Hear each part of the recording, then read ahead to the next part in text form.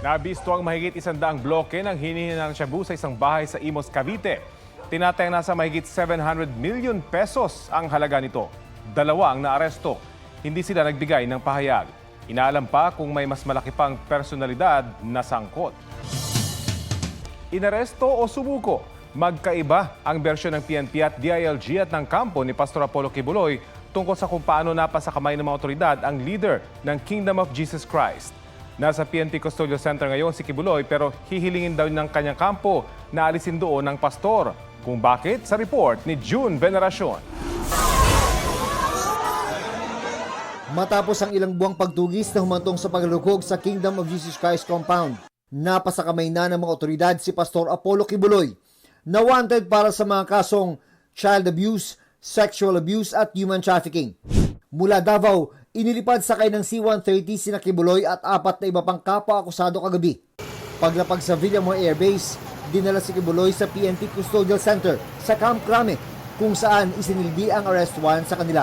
Kinukumpirma po natin na hawak na po natin si Pastor Kibuloy, si Jacqueline Roy, si Ingrid Canada, si Crescente Canada at si Silva Semanes po. Isinailalim sila sa booking procedures, physical at medical examination. Pero ang video at photos nito, binler ng PNP bago pinamigay sa media. Kanina, iniharap ang isang tao na balot ang katawan at nakasuot ng sombrerong may nakasulat na agila. Si Kibuloy raw yun ayon sa PNP. Natumbok nilang nagtatago si Kibuloy sa ACQ College of Ministry sa tulong ng tip. Give them 24 hours. We will assault. Nagkaroon daw ng surrender feelers kaya naantala ang paglusob. Gusto umano ng kampo ni Kibuloy na sumuko at maisakay sa eroplano papuntang Manila. In 30 minutes, pag wala kang aeroplanong maipakita sa akin, tutuloy ang assault ng alas 3:15. Dumating sa Davao ang C-130 plane ng Air Force at lumabas ng pinagtataguan si Kibuloy. Hindi raw totoo na sa labas ng KOJC compound sumuko si Kibuloy. Kwentong kutsero yun. Alam niyo kung bakit? Nasa labas ka na, di tumakas ka na. Naahuli siya doon mismo sa loob. Hindi siya lilitaw kung hindi namin hinabol ng gusto. Napilitan siyang lumabas dahil malapit na ang pulis sa kanya. Git naman ang abogado ni Kibuloy, hindi inaresto si Kibuloy. Sumuko raw siya dahil naawa na umano sa mga miyembro ng KOJC. An arrest is only made when there is an actual restraint of the person to be arrested. In this case, there was no actual restraint. Hindi raw sa KOJC compound nagtago si Kibuloy. Bumalik lang daw siya sa KOJC compound para makipagpulong sa KOJC leaders at doon na rin sumuko. He told me na sa bundok ng Davao City. I was not able to verify from him. Masyadong mabilis ang mga pangyayari. Wala rin daw silang natanggap na 24 oras na ultimatum mula sa PNP. Plano raw nilang hiningin sa korte na alisin sa PNP custodial facility si Kibuloy dahil bukod sa 74 years old na at meron daw health conditions. Para na rin daw ito sa kanyang seguridad. Ang Department of National Defense naman, tututulan daw ang anumang motion na ilipat si Kibuloy sa kustudiya ng AFP. June Veneracion nagbabalita para sa GMA Integrated News.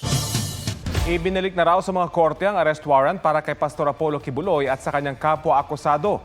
Ayon yan kay DILG Secretary Benner Abalos na nagsabi ring hindi na dinala sa mga korte si Kibuloy. Kinumpirma naman ito ng isang clerk ng Pasig Regional Trial Court 159. Ayon naman sa abogado ni alias Amanda, ang minor de edad na dinala umano mula Pasig papuntang Davao City na pinagsamantalahan umano ni Kibuloy. Natutuwa raw ang kanyang kliyente na hawak na ng mga otoridad ang religious leader bagamat nakatatanggap pa rin siya ng online harassment. Naghahanda na raw sila sa pagharap kina Kibuloy sa korte. Napikon na ang ilang senador sa tipid ng pagsagot ni Alice Go sa pagdinig kanina. Gate ni Go, may banta sa kanyang buhay kaya hindi niya masagot ang mga tanong. Kinwestiyon naman ng isang senador ang paghahain ng kaso laban kay Go sa korte sa Tarlac. May report si Sandra Aguinaldo. Unang tanong pa lang tungkol sa kanyang pagkatao, umiilag na si dating Mayor Alice Go. So, are you Guo Huaping? Madam Chair, may mga kaso na po na final po sa akin po sa court, kaya hindi ko po siya masagot po sa inyo ngayon. The Senate has a right to know. Sino bang kausap namin? Madam Chair, ako po si Alice Go. Maging sa kung paano siya nakapuslit palabas ng bansa dahil umano sa banta sa kanyang buhay. At least alam mo siguro sino nag-facilitate para makasakay kayo sa yate na yon? Okay lang po ba na hindi ko po siya i-discuss sa inyo po? No, it is not okay, Miss Alice. Natatakot po ako, hindi ko po masabi. No. Isinulat kalaunan ni Go ang nag-facilitate para makatakas siya, kapatid na si Wesley at si Sheila Go. Kwento ni Go, umalis sila sa Maynila sakay ng yate, lumipat sa barko at naglayag ng may 4 na araw. Tsaka sila lumipat sa mas maliit na bangka patungong Malaysia. Nung nakasakay na po kami sa malaking barko, sa totoo lang, kung pwede lang atras na rin ako nun. Gusto ko na pong umuwi, gusto ko na bumalik. So, ba't hindi mo ginawa? Yung nga po nagkamali din po ako talaga dun. Lalong uminit ang ulo ng mga senador nang tanungin tungkol sa mga natatanggap umano niyang banta sa buhay. Gustong-gusto ko po talaga i-discuss. Pero Gusto mo pala, di sabihin mo sa amin. Nakakapikong ka na, ha? Sasabihin mo may death threat ka, tapos di mo masabi kung saan galing yung death threat mo? Ang Senate hearing po natatapos, pero natatakot po kasi ako sa magiging buhay Paano ko ka tinatakot nung kausap mo sa telepono? How are you threatened? Hindi ko po muna i-discuss po sa public po. No. Opo. The Pasensya na po public talaga ought to know. Aminado si Go na wala na siya sa bansa noong August 14, araw na nagpanotaryo umano siya kay Attorney Elmer Galicia ng kanyang counter affidavit para sa qualified human trafficking complaint. Pero ayaw niya sagutin kung kakilala niya si Galicia. Miss Alice, nauubos na yung pasensya namin dito. Sana po. Kung si Senador Francis Tolentino ang tatanungin, dapat nasa Senado ang kustodiya ni Guo. Invalid daw ang warrant of arrest na inisyu ng Tarlac RTC. Sabi ni Tolentino, ang pinakamalapit na judicial region sa Tarlac ay Urdaneta, Pangasinan o kaya'y sa Valenzuela. Doon lang daw pwede isampa ang kaso laban kay Guo. Pinakamalapit po is Valenzuela City. Metro Manila. Doon talaga po ito papatak. From Capas, ang pinakamalapit po is Urdaneta City. But since the name of a Pangasinan mayor was likewise implicated here, baka naman magkaroon din ng influence. So hindi po pwede sa Region 1. Sa pagdinig, ipinapahiwatig ni Senador Jingo Estrada na nobyo umano ni Guo si Sual Pangasinan Mayor Liseldo Calugay. Itinanggi ito ng dating alkalde. Ang Capas RTC Branch 109 tumangging magbigay ng payag sa issue. Paliwanag ni Ombudsman Samuel Martires kung bakit sa Tarlac isinampa ang kaso. At the time we filed the information, Alice Guo was no longer a public official. Dahil dinismiss na si Alice Guo ng ombudsman. Kaya Capas Tarlac, mananatili dahil yun ang may jurisdiction sa Bamban. Sandra Aguinaldo, nagbabalita para sa GMA Integrated News. May kinalaman sa pagpuslit ni dating Mayor Alice Go ang pagsibak ni Pangulong Marcos kay Bureau of Immigration Commissioner Norman Tansinco. Ayon sa Presidential Communications Office, ibinase ng Pangulo ang desisyon sa rekomendasyon ni Justice Secretary Jesus Crispin Remulla. Sabi naman ni Remulla, inirekomenda niyang alisin si Tansinco dahil hindi siya nasisiyahan sa trabaho nito.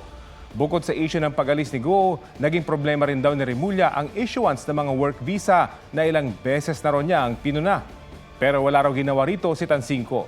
Sabi naman ni Tansinco, hindi pa siya opisyal na inaabisuhan at nabalitaan na lang daw niya sa media ang pagkakasibak sa kanya. Hindi raw muna dapat bigyan ng smartphone ng mga bata na 11 years old pababa. Ang opinyon ng mga magulang at ng eksperto sa report ni Katrina Son. Ang 3 taong gulang at 4 na taong gulang na anak ni Ana Enriquez. Pareho na raw marunong gumamit ng smartphone. Doon sila natuto ng mga colors, ng mga shapes, parts of the body, pati English. Sinisiguro naman daw niyang 1 oras lang silang gumagamit ng smartphone araw-araw. Si Angela Abad, pinapayagan lang gumamit ng smartphone ang mga anak kapag nasa high school na. Kaya ang kanyang 6-year-old na nasa grade 1, bawal pa gumamit ng smartphone. Kasi sa cellphone maraming mga kalokohan. Kaya bawal muna ang cellphone o makapag-aral sila ng mabuti. Ang pinakamalaking mobile network operator sa United Kingdom nagpaalala sa mga magulang. Ang mga anak na edad 11 pababa, huwag daw munang bigyan ng smartphone. Hati ang opinyon dito ng ilang nanay. Hindi na mautusan, panay cellphone, tamad na mag-aral.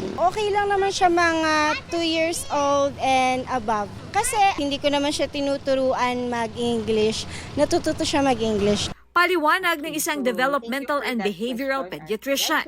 Actually, ang edad ng paggamit ng cellphone ay wala namang universal na agreed upon age. Okay? So, pero maraming factors tayong kinoconsider, and yung latest na guidelines according sa American Academy of Pediatrics, pag less than 2 years old po, talagang bawal, as in zero screen time ang Sa 2 hanggang 5 years old, payagan lang ng 1 oras na screen time. Dapat may matututunan at kasama dapat ang magulang. 1 to 2 hours lang din dapat ang screen time sa 6 years old pataas. Pag sobra ang paggamit ng smartphones or technology and screen times, pwedeng magkaroon ng decreased attention span. Pwede rin daw ito makaapekto sa physical health ng mga bata kasama na ang paglabo ng mata at sa mental health o emotional regulation ng bata. Katrina Son, nagbabalita para sa GMA Integrated News. Huwag magpahuli sa mga balitang dapat ninyong malaman.